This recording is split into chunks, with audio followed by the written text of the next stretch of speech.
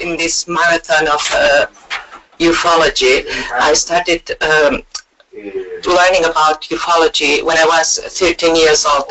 When I was 16, I organized a ufology congress in my city, Terrassa, about 30 kilometers away from here. And there I met somebody who was particular. His name was Luis José Grifol.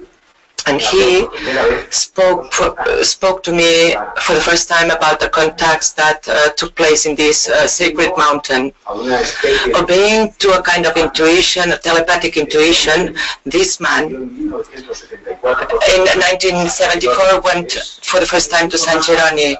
And San Geroni is the highest peak of the mountain. And there he saw some lights that literally made him shit on himself. And when he saw the light, there was not only the lights, he could see people who had already been deceased, and he decided to go every month along the next 40 years. He's been coming up to the mountain. Yeah, that's easy said, isn't it?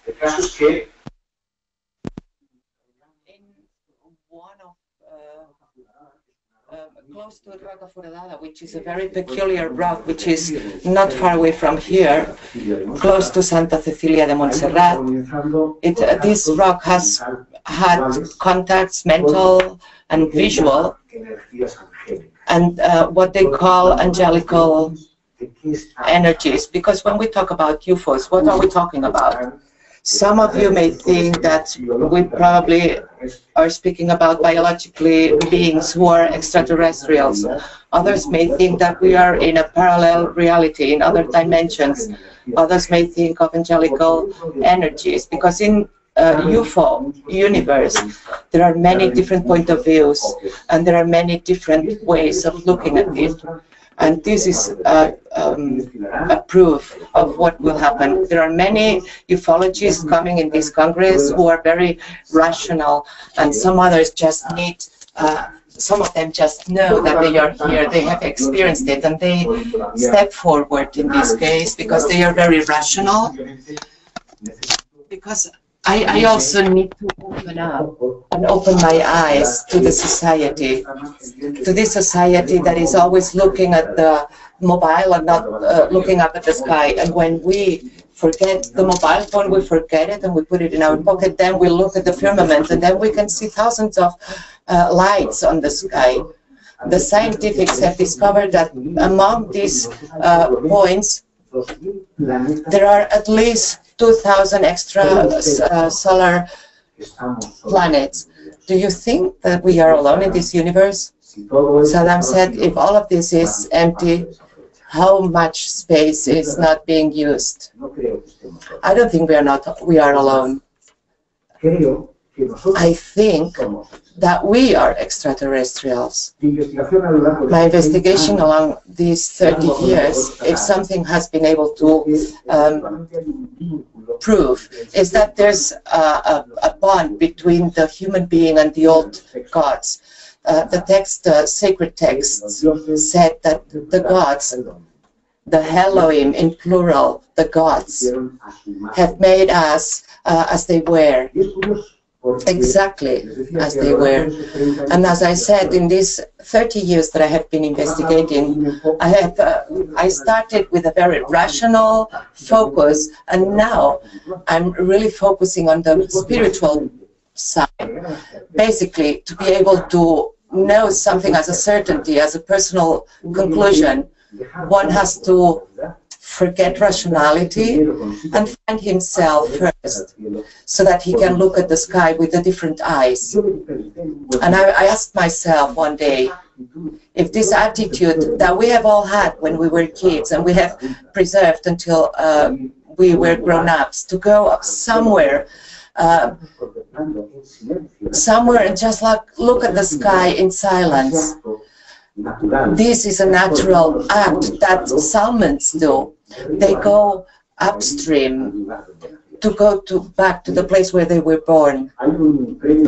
There's a Nobel Prize Francis Crick. In 1974, he talked about the theory, which is very singular. The theory is called panspermia.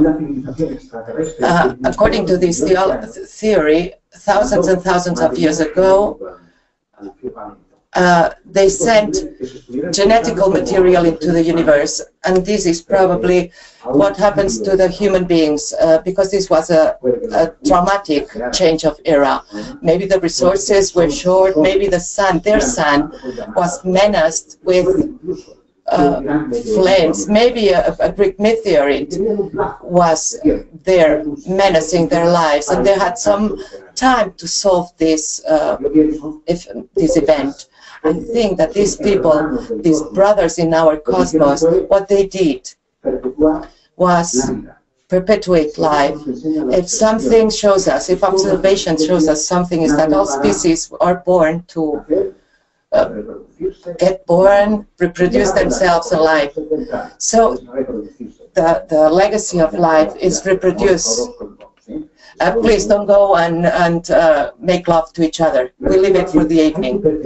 But what we have to do is perpetuate the NDA. And to perpetuate life, one possibility suggested in the film Interstellar is to put this genetical material and allow the gravity, the magic gravity, to take it wherever it wants to take it. But it's casual.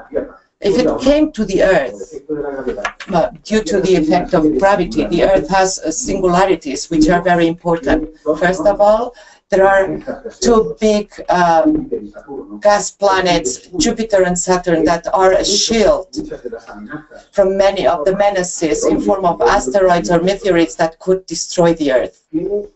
It has the precise gravity so that the Earth doesn't go away, but it doesn't stay too dense, as it happens in Venus, and our gravity is perfect to reproduce and to grow. And it has an element, a magical element, water. Water, I don't know if you have realized that, water is a state of the three. Now we're speaking about different states, more states of the matter, but this comes from a chemical formula which is H2O, hydrogen and oxygen. It means that as a gas, water is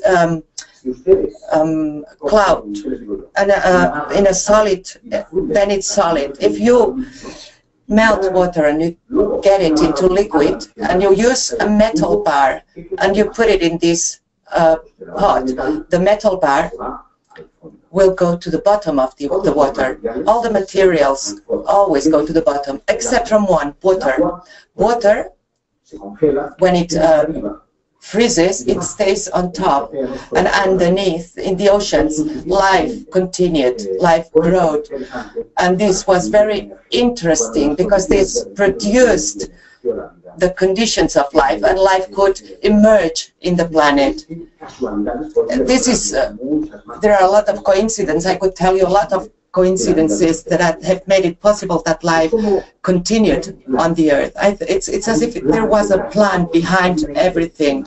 There's an intention behind all of this, and I believe that many of you today, and from today in these next 3 days, you will have the opportunity to find your particular place in this big puzzle that ufology, that ovnis, UFOs reflect. And when I speak about ETs, I'm not only speaking about aliens, I speak about the possibility that they are subjects from other dimensions, spiritual beings, angels. Why not say it?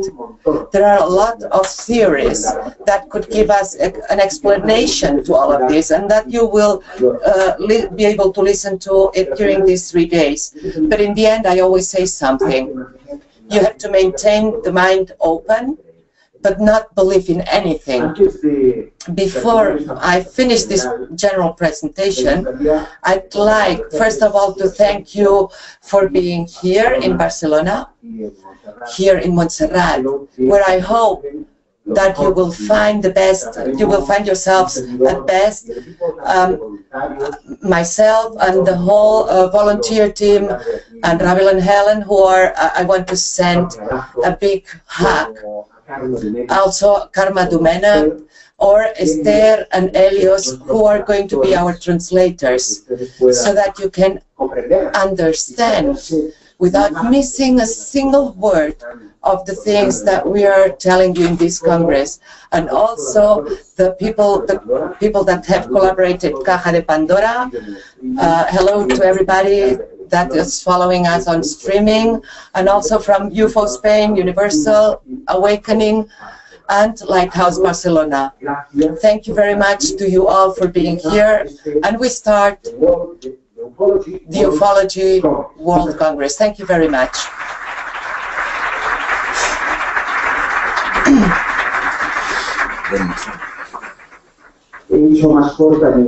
I've shortened my intervention so that we don't miss the time, so that we have enough time, because at the end of each intervention we will be able to have some Q&As. There is something very important. Every time that you go out, please, you have to take your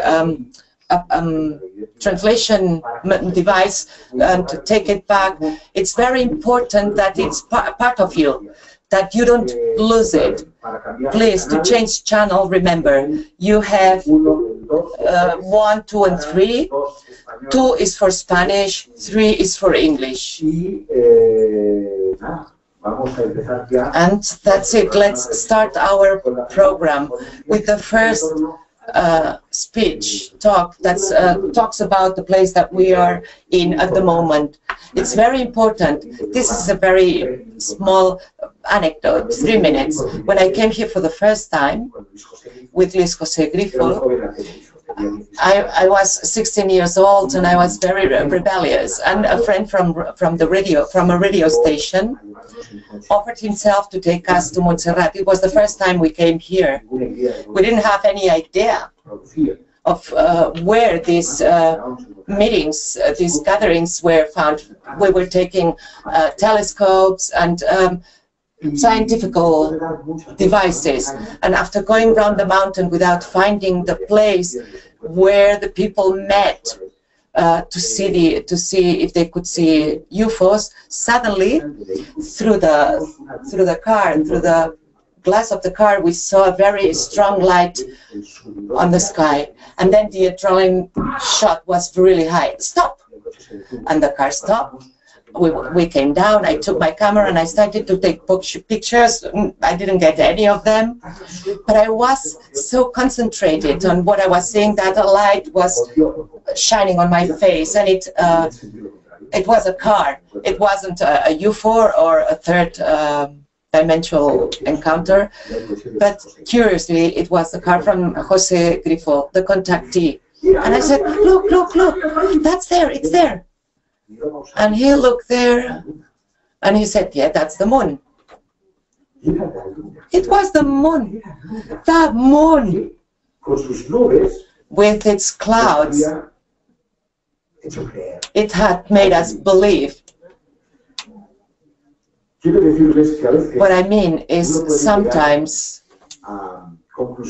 one can get to some conclusions through the heart, but sometimes it's very important to keep rationality and a cool brain. It's true, and I want to send him an emotional memory on Rafael Grifo, because he has been fighting for 40 years that Montserrat is the lighthouse of Spain, this country. He's not with us today because he couldn't come. I'm not going to tell you what about them, but I want to send him a very lovely, warm hug. But this mountain, and this is what the next speaker will talk about, has a long history of ovnis. Since 1970s, this Moreneta, this virgin, please, it's a nice place to visit. This Moreneta was found because after 3 Saturdays, some lights lightened the point where she was kept. cave. And paranormally, Darbo will probably tell us why it chose the place where the basilica had to be built. And this happened in the 16th century. There is an act where during 45 minutes there were lights from different sizes lightening the mountain in an event that was supernatural. We didn't know the word UFO. UFO comes in 1947, where the first time they saw one of them, it's 47, but UFO history is as old as humanity. But these facts and other, maybe I can tell you about another one, which is another village called Manresa. They fire a party where they have, they celebrate the party of the light, because there was one light that went out of a craft and all the bells started ringing at that point. That's why they celebrate this party. But we will leave it here to present the first of the speakers, a speaker that wouldn't really need a presentation because he is one of the pioneers in what refers to parascientific science. I'm talking about Sebastià Darbo. He's a journalist, presenter on radio and TV. He's a scriptwriter, and he defines himself. He has one of the first ondas awards that he got in his program in the SER radio. It's one of the first programs dedicated to the mysterious world. He's been director of Magic International, one of the events, the most important events until today, but this one it's even bigger. One of the most important events that we organize in Catalonia. Nowadays he directs and presents the space called Mysteries in RAC1, which is a radio station in Catalonia, and he has been founder of the magazine Decana, called Karma 7, and he directed for some time, and I had the possibility to share with him some space. Please welcome Sebastià Darbo.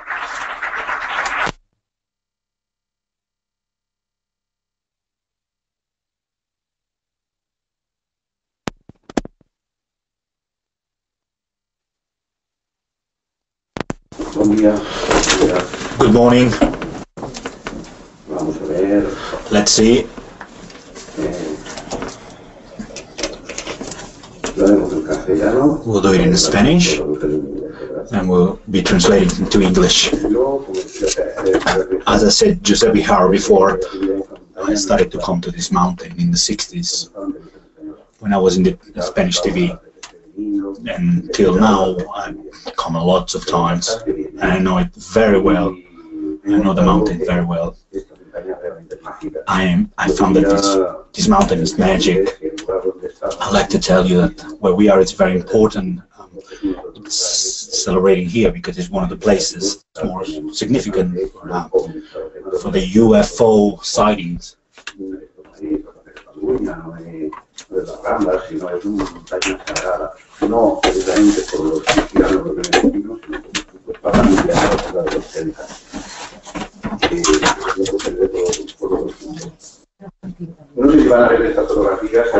I don't know if you're going to see these pictures that we're going to show you. Montserrat, it's 25 million years ago. It was a sea. It was a sea, and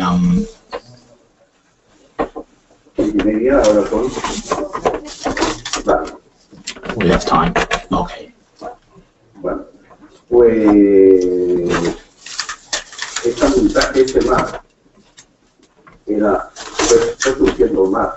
This sea that you can see was going down to the mountain. You cannot see it perfectly because of the lighting. It's in between 65 and million years till 1 million years ago, And there was an orogenesis that produced the erasing of this, the coming up of the mountain, as you can see. And it will pop up like this. It was not cut by the angels. This is seen from the sky.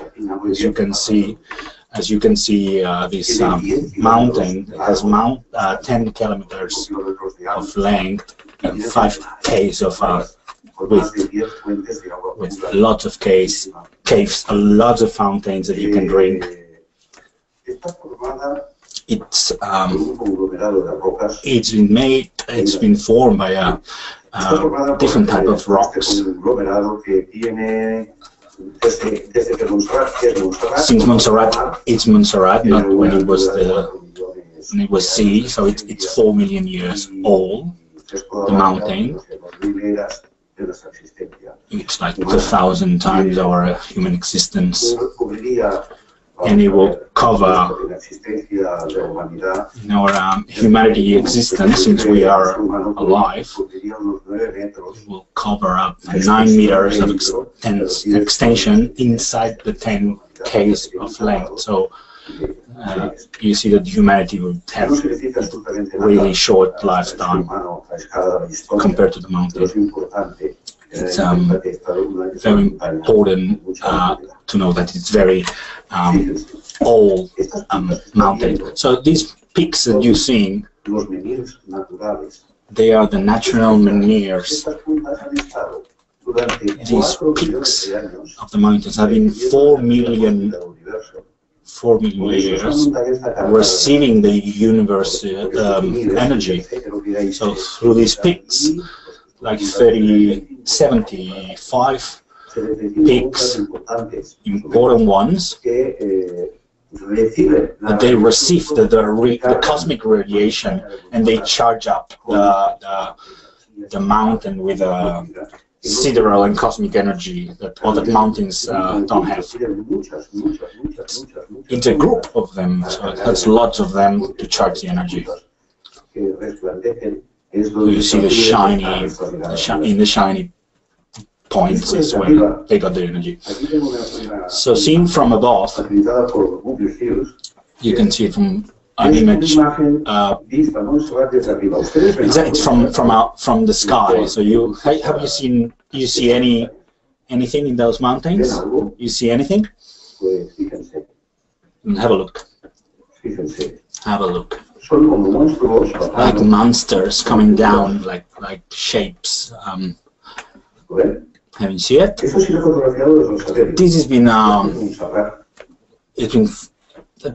picture has been taken from satellite. This is Montserrat. What do you see there? This is one of the parts of the Montserratina peaks. This is one. This is another one. How do you see it? It's strange. So you could say, well, it's subjective in interpretation. Could be. This is a blurry image. Nevertheless, because we couldn't have a better one. Nevertheless, if we had a look, we've got a helmet on it and a kind of a bean, like a shape of a bean. Who did Montserrat? Who shaped it? Very strange. No mountain that looks like Montserrat. How it was made? Yeah, what wonders of nature could have come up with this? We don't know, because we are still studying with a geologist. We know the type of rocks, but we don't know really how it came out. So we could say that Montserrat has this type of Castello G, Las Magdalenas, Gorra Frigia, the big pointy points, the shapes, the enchanted, los encantats, the charmed ones. So Mr. Hernandez said that this is not a coincidence. Look how many strange rocks. Just one on top of the other, ones with rocks on top. What's the explanation? So you see the La Mancha Loro, the monk, the parrot. It's called. I've been in the Cappadocia so many times. I haven't seen that there. Similar, but not the same. We have some more here. We cannot see in from where we are here. If you had a free day, a day off, you could go up and do a trekking and have a look. So, as Dr. Angel Hernandez said, the biologist, he used to say that Montserrat is the most strange rock in the world. It's bigger than the one Uluru Rock in Australia, that it's only 3.5 kilometers. So it's a very unique mountain. We wouldn't know how to explain what's happening here, what's going on. So what we know is there's more different shapes here. The menhirs from Stonehenge or any others that we have in south of France or Catalonia. So they've been built by the Celtics. So these are different, and on top of them, there are little stones on top of them. We don't have an explanation how this got to be done, because it used to be, as I said, the sea, so you could see the big Aries rock, Uluru Rock, where the Aboriginals go to have the rituals, and the same as the Christians and Catholics come here to give tribute to the god and to the religion.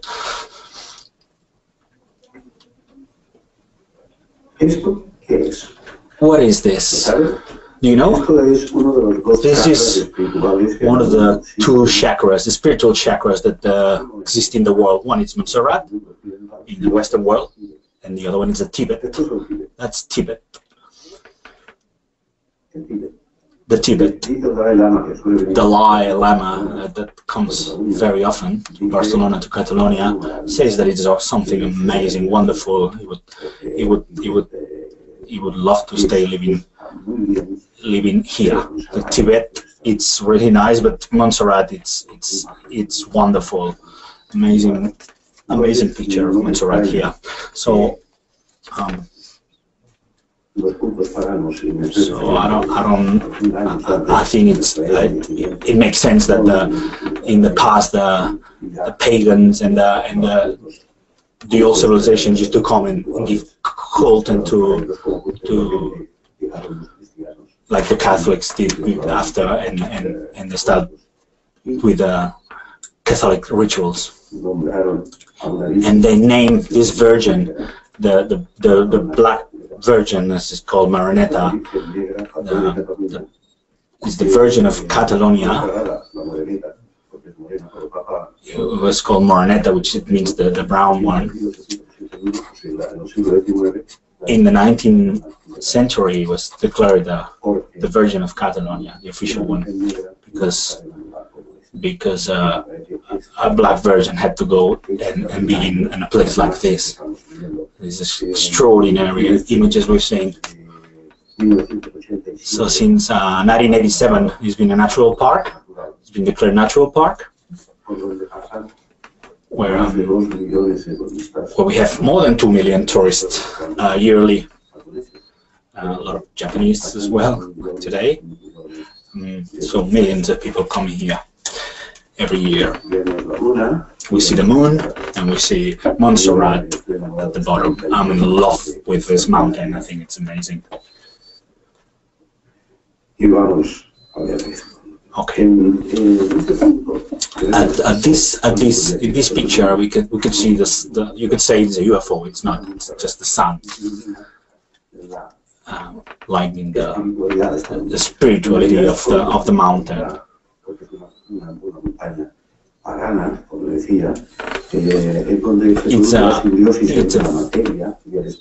It's a mountain where you can find a symbiosis about between the matter, and the person and the humans. So at the bottom of it and at the high top of it, but in the middle, we have some green, a little bit of vegetation. How come we have some parts with green and others that they're dry? If you go back to the Celtics, the Druids, monks and priests, they used to do rituals at the top of the mountain, and they used a type of a tree that's called tejo in Spanish. That's one of them. This morning I was asking Giuseppe, what's that tree, and nobody knew the name. So it's very important it's here, because it's a tree that doesn't belong to this mountain. It belongs to the center of Europe, to Scotland.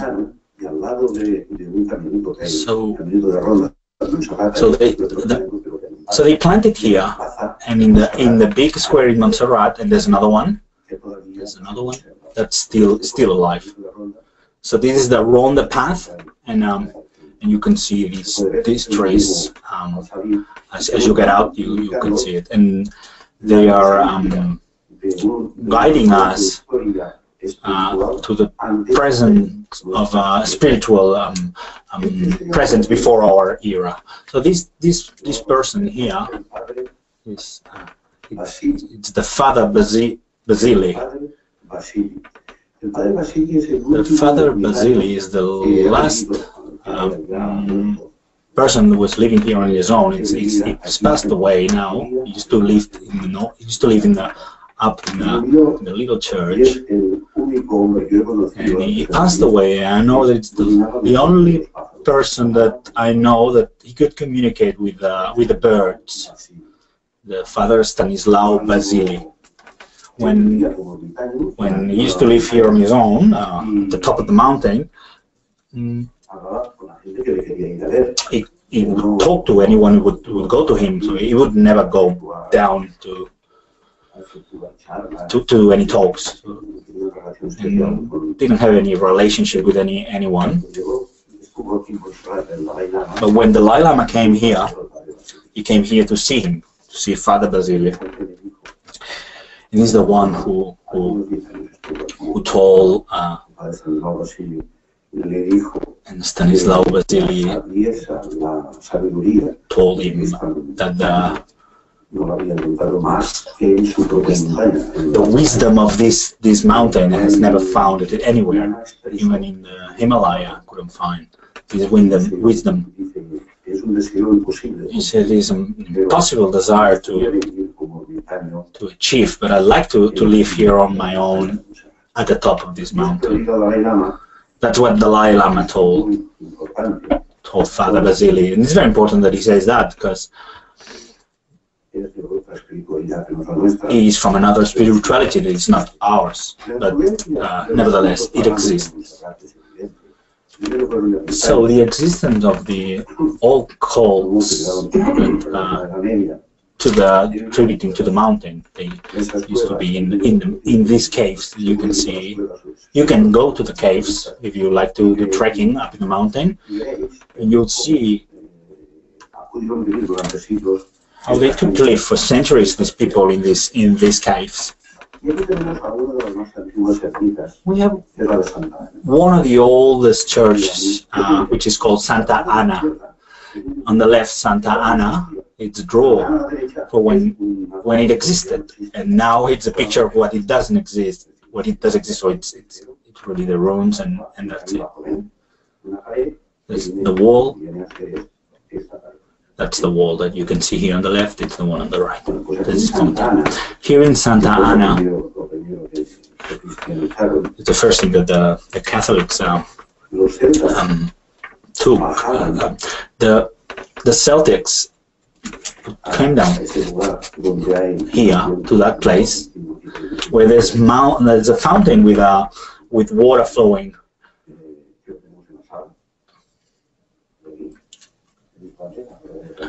I've seen him here before.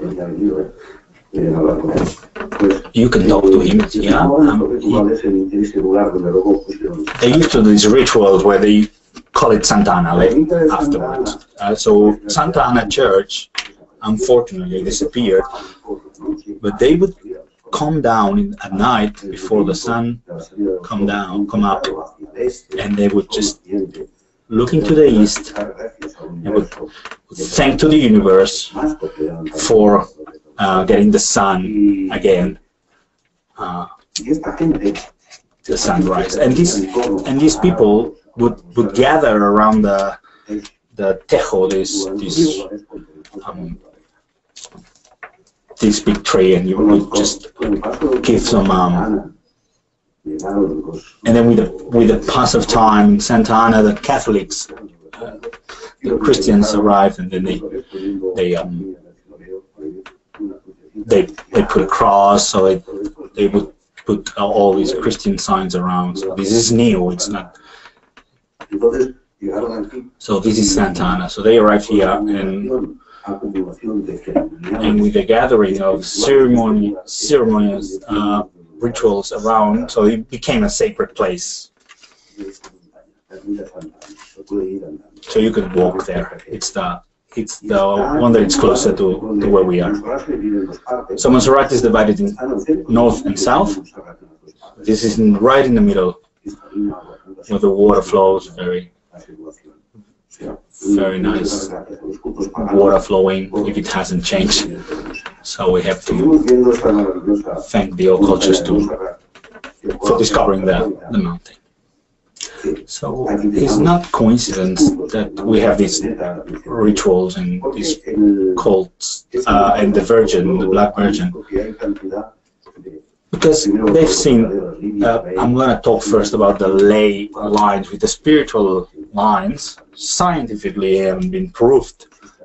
You can't see that scientifically they exist, but they influence a church between church, so they connect the church, and intuitive persons like Noah can follow the path.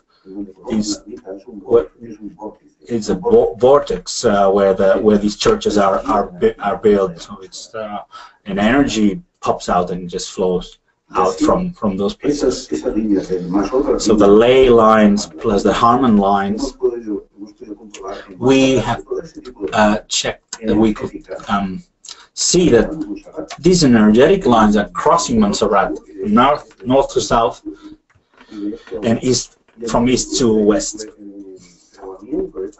And in this crossing is where there's the energy it's coming up. If somebody would have like an energetic field apparatus to measure the energy, so we've checked it, and one of the places where there's more energy to the rituals is here, just in front of the square, in front of the monastery. A lot of spiritual groups come and do rituals here. And now I'm going to show you something. Let me see if I can do it. Here, just right there is the teisho, which is the U in English. And they take care of it because the monks know about these special trees, and they take care of it. So these people here in the square, and then inside where the Virgin is both places is where the most energy is flowing. So in a scale 1 to 10, it's 9.8, like in Nuria. This is the vortex. This is the energy vortex. They generate the energy and they catch you.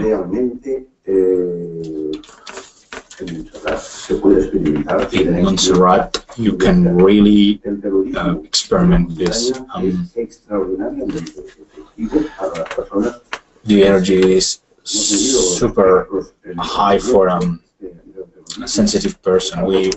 we have measured the electromagnetic field, and it has been increasing from the low area till you go up at San Geroni at the top of the mountain with this more radiation, more electromagnetic radiation. It's the center of the mountain, as in talking in energies.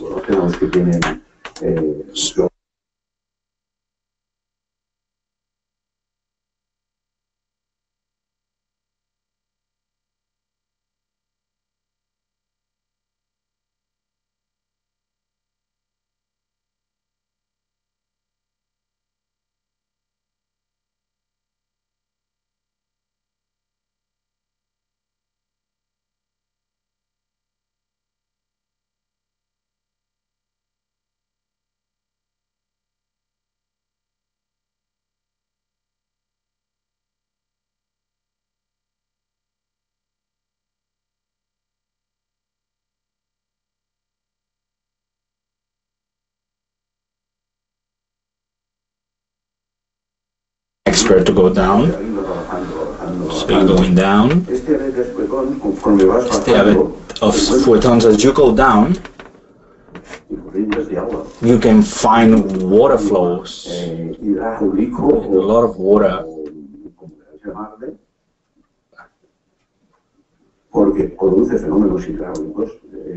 This is producing a hydraulic phenomenon, and the flow of water is going through all inside the caves. So the geographers come here and they do their measurements, and they don't know really what's the latitude of the mountain, because in this particular place, with this photons, the geomagnetic magnetic field, they have say that you cannot precise the length and the latitude and the where it's really located, Montserrat Mountain. So even Alpina editorial, you can see it. You can see here in this book. It's a cartographic guide where you can read exactly what I'm telling you. You cannot precise the length and the latitude with exact grades, because Montserrat is alive. It's alive. So every 5 years, they're doing the measurements. It moves. The mountain moves. It's incredible. It is alive.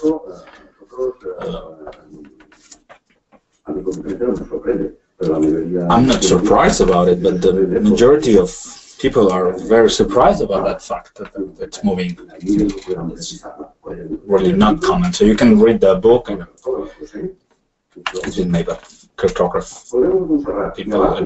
So we come back to Montserrat, Santa Ana, little church, when it used to look nice, and it was built. So we're back at Santa Ana Church.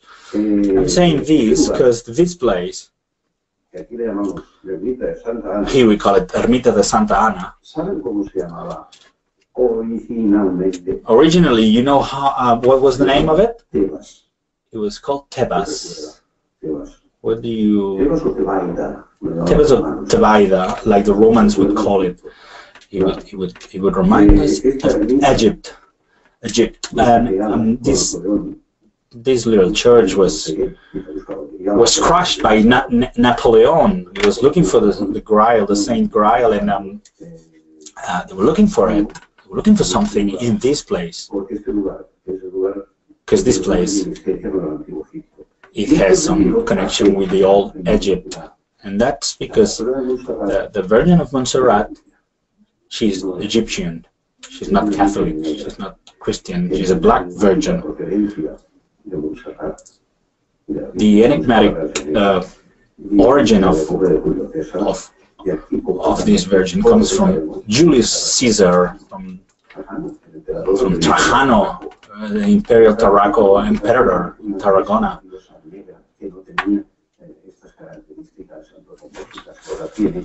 So they had this black virgin that was dedicated to the fertility, to help fertility. So the people who were looking for it, so Napoleon was looking for the original virgin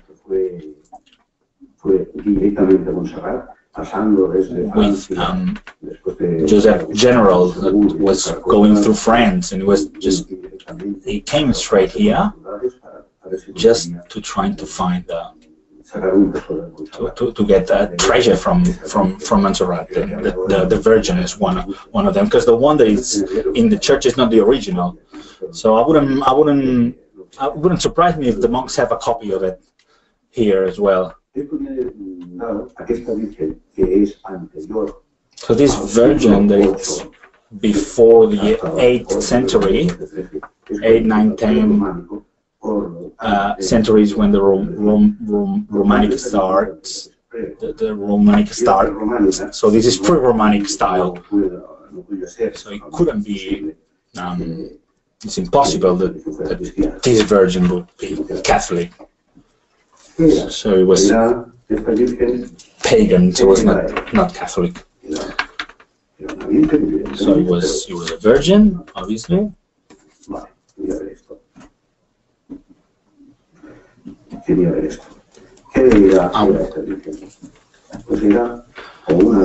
This virgin was a Venus or Isis, a ultra-Celtic, an Egyptian Isis, a Venus. All of them, they are mother of the earth, like is the Virgin of Montserrat, a black virgin. You can see that it doesn't have a Western features. So this Virgin was possible to be Mary. So because that was it was made before. Not because it was not black because the painter did it. It means fertility. The black comes from humus. It's like bacteria that they're decomposed. So this is the first phase matter. This is a lot of carbon that it has. The Moreneta, the Virgin, has a lot of carbon, so it's made out of this. So it's and the 80s I did in the 80s I did a TV program, and they told me, the monks told me, it's black because all the black virgins are fertile, like the Nuria Virgin. So all the virgins, the black virgins, they are around Europe. They are virgins from virginity, not from virgin from the mother of Jesus. So it could be as well that it was black because it was taken directly from a meteorite. So it happens like the Mohammedans that they have a big stone and that they adore and they worship, and because it's a meteor. So everything that comes from the sky, it's sent by God from their perspective. So it could be as well this. The origin, but whatever it comes from, it's still black. So that's the one that you can see up in the big church. And then in the first, second, or third century, there was a tradition that I used to say that the Virgin was found in a cave, because as you can see. The shepherds found it, and they were around the area, and they would canyoveras in a little house, and they saw the light, and they went there, and they found the cave, and inside the cave they found the Virgin. So they all, and then all the Catholic came, and from Vic, which is a town in Catalonia. So it was impossible that it was the stones were cut like that. The Virgin couldn't be cut like that if it was new. So it was an ancestral one. So since then they are worshipping this Virgin, the Black Virgin. So this, whatever it was, the symbolism of the legend, the same Catholic people are telling us, we found the Virgin inside the uterus of the Mother Earth, which is the caves of. So they couldn't find it here. It had to be found inside in a cave or under the earth, like Nuria's Virgin, which is another mountain, or the Virgin of the milk Virgin. So it's all related to the fertility virgins. The symbolism of the mountain itself is speaking about it. The symbolism of how the Virgin was found tells us a lot.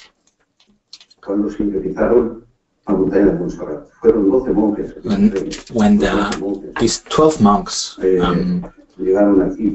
arrived here in the 1027 year, they arrived here in 1011 AD, but in the 1027 AD, the Abbat Oliva father had funded the monastery where we have the Virgin. This is the Abbat Oliva father, and they set up the monastery and the big church. Then afterwards, Leon XIII had proclaimed that he was a troner. The history of Montserrat, as you can see, is very important. You see the Virgin. Montserrat, as well, has been alchemists. An alchemist mountain. I'm going a bit faster because otherwise I'm not going to have time, because I could only give a congress only about Montserrat. So he was an alchemist as well, the mountain. You know, the alchemia they works around the transmutation of the matter, and as well of the spirit of persons. So in the medieval era, they used to do workshops of alchemia workshops. So they are alchemists. They were alchemists. So the monk that was here, and in San Cugat, by the way, there's next to Barcelona, there's another alchemist school or workshop where people from all around Aragon crown in the past, it was the different kingdoms together. So all the monks and all the priests from the area would come here to learn alchemia. So, and everything was because of the existence of this Italian guy, Giulio della Rovere, the future Pope Giulio II, Julian the Second, known as the alchemist Pope. This alchemist Pope brought with him some monks from Italy, from Canzino. Even we had Geronimus monks back then, which is not the same that the ones that they are now living here. So they work with alchemy. In that library, as you can see, this library, there is alchemist books. So they keep them there. They used to work. So they need the liquors and the veggies that they used to grow, and the transmutation of the spirit. So in between all these people that came here to learn alchemia, there was a character, a very famous character, Leonardo da Vinci. We only have 5 minutes left. So well, Leonardo da Vinci was here the first time in the 1482 and 1483, and then at the 1500s again. He learned alchemia here, and he lived here with the rest of Italians. He write down a lot of notes, and he drew Saint Geronimus, which is, you can find,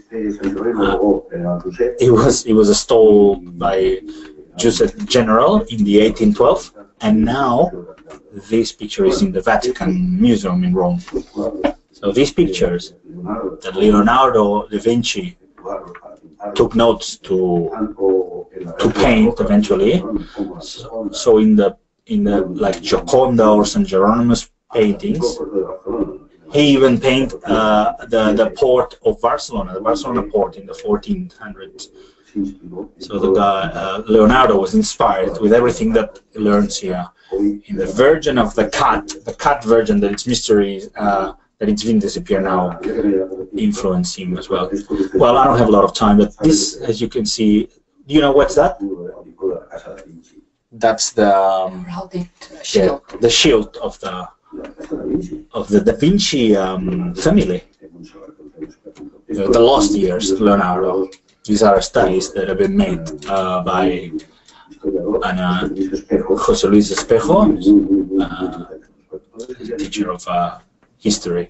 So it's very detailed.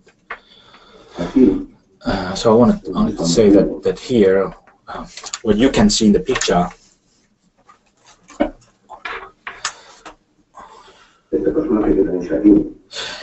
this character that we have here, Wolfram Eschenbach, with this Parzival, and helped by the Wagner music. With the music of Wagner, he would say that there was a savage world. Is the mountain of Montserrat, is when the Grail, the Holy Grail is. This was searched from Napoleon. They were looking for it. You can see José, the general, and we arrived to Montserrat and saw that apparently he couldn't find it, and he just set everything on fire. So it burned pretty much everything. But in the 1811, a century after, this Nazi, Himmler, from the SS, from the Gestapo, he came here. This picture is a real picture from here. So he was looking for the Holy Grail. So he came with the general, the boss, the Wolf general. So they were trying to find this. So they said that the Holy Grail was here. They wanted to go in. The Ripoll father, the monk, this Ripoll father, 2 or 3 years ago has passed away, and used to speak really good German. So they forced him to receive the Nazis because they didn't want to receive them. So I ended up receiving them, and the Nazis came and said, "We want the Holy Grail." So, because I interviewed Ripoll, the monk, and he said that the Nazis were really rude, and so in St. Jerónimo's, the tradition says that Himmler, he was bringing a box. What was in the box? Nobody knows. The man got in with the box in his hands. He got in the highest part of Montserrat. Once he's in the top, General Wolf told the Ripoll monk, "It's like, I want to be on my own, so just be on my own." So the guy came inside in the mountain and came out without the box. So we never knew anything about that box anymore. So they were looking for these holy, sacred objects. Never found it. Okay, I don't have any more time. 1 minute. Okay, I'm going to finish here. I'll lead you here with the UFO phenomena and the subject, so you have the whole week about that. So I wanted to say that Montserrat is not only an energy place, it is a spiritual place for all the Catholic and pagan cults that have been through the history. It's a center of knowledge. It's an alchemist center, and it's apparently it still keeps one of the best jewelries of the Catholic world, which is the Holy Grail, which was not Nazi, but they intended to the Grail to be Nazi. So this is Montserrat. If you want to do any questions or answers, I'll be happy to it. Thank you.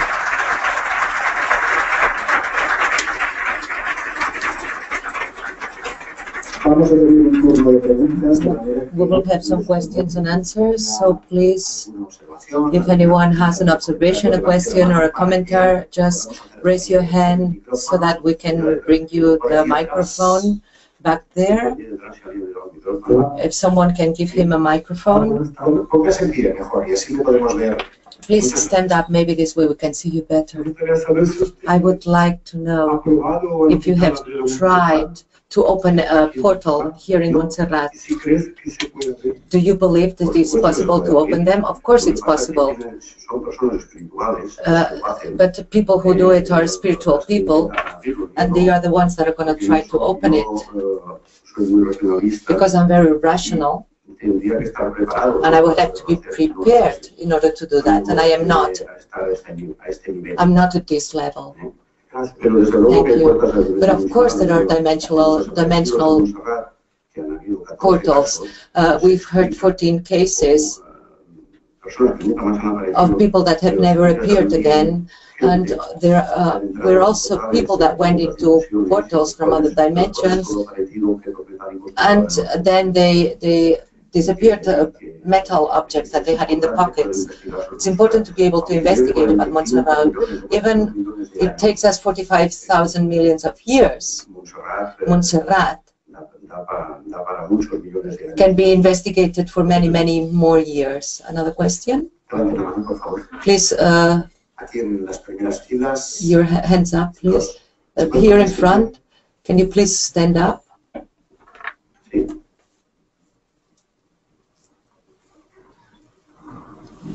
Hello. I have information that the Virgin, the Montserrat Virgin, is black because it has to do with the extraterrestrials that are here in Montserrat that have to do with Essenian. What do you think? I think that it's black because it comes, no, it's black because the extraterrestrials or Esseners or the survivors from the Esseners, it's an image that represents them. Is that true? That's another theory that may be possible, but we haven't been able to prove it. What I have explained, it's proof. It's been proved. I'm a journalist, and what I try is to explain things that have already been proved. It's possible that it's from the Essena. It could also be an ISIS, an Egyptian ISIS. We have to keep the doors open to that. But I believe that that's it. There are 30 or 40 reproductions from Montserrat Virgins that are in Manresa in some monastery in an exhibition. They keep them there, and they have been changing forms, but they have always been the Virgin of Montserrat. Let me add something else. For me, this thesis that you talk about, the Esseners were iconoclasts. They didn't cultivate images.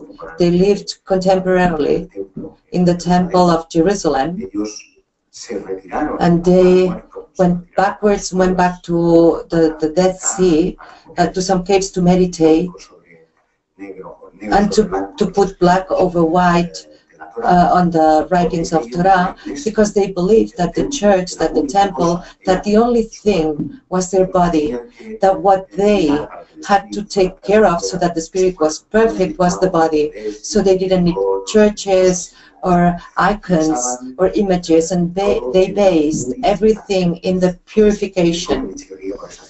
That's why I don't agree very much with what you said. Maybe we can talk about it a little later. It's possible that it's from the extraterrestrials, but I wanted to clarify something else. Back there, there's somebody else. Hello. Good. Back to the portals. I would like to know in which place, which would be the place to go and try and do this kind of ritual. I would try in the square, in the main square in Montserrat, which is close by in front of the monastery. That's the place where it's measurable. I don't think you can do it in front of the altar, but it's also possible. And if not, on the top part of it, on the top part of Montserrat. Another question? Hello. My name is Bernard. He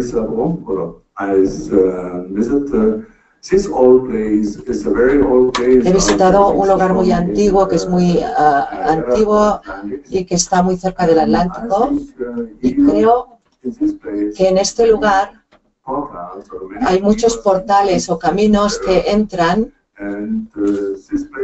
y este lugar es terrestre en el pasado, y se cree que ha habido muchos extraterrestres, que es donde se aprende más. ¿Y por qué hubo aquí María Magdalena y la familia de los merovingios? ¿Por qué Salif of Qatar estaba aquí? ¿Qué estaba buscando Himmler aquí? Matías estuvo en el pasado buscando el Santo Grial. Y mi pregunta es, ¿tienes más información de intraterrestres en este lugar o información de la NASA en este lugar? This goes into the extraterrestrial world in the Atlantean, and I just talked about the mountain, really. Sebastià says that because it is a matter that has to do with extraterrestrial things, then it's better that he doesn't say anything about his opinion. I don't know if this is a formed opinion to mix Atlantean, extraterrestrials. I told you this is a lot of a congress with a lot of sensibilities, with a lot of ideas, so these names will come up many times, many occasions. I explained that in the exterior, that there are Gnostics that follow Samuel Aumbeor, that consider that what we see about Montserrat, this mountain has a double intraterrestrial double, but this wouldn't be in this plane. We wouldn't be able to see it in this physically. So probably these are the plane, not material plane, that eventually could materialize, giving place to lights, or certain visions would be in another dimension. And this would be protected by beings, Atlantean beings, blonde, tall, strong bodies with...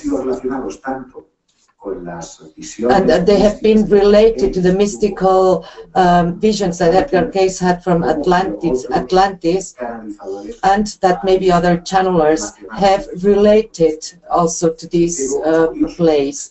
But I have explored a little bit the world of contactees. I can see that if you go to Capilla del Monte, in Argentina, you will find similar stories. If you go to Monte Shasta, you will find similar stories. All sacred places have a kind of root that binds them to the old gods, to the ancient gods, to the extraterrestrials. Why do I say extraterrestrials and not intraterrestrials? Because in my opinion, and I don't have time to develop this, there was a time at the beginning where all the religions, especially Egyptian, Sebastian has already talked about the Egyptian Isis related to the Virgin, to the Black Virgin.